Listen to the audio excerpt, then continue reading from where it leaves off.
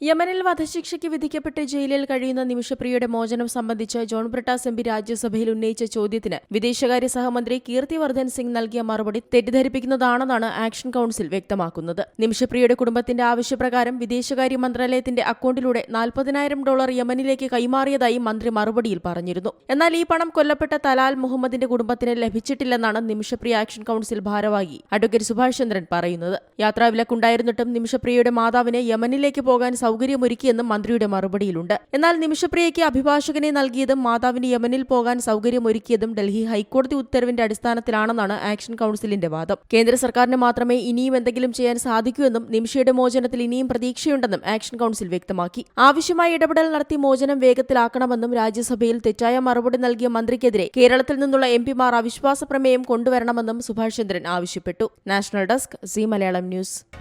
പുതിയ വാർത്തകളും വിശേഷങ്ങളും ഇനി വിരൽ തുമ്പിൽ.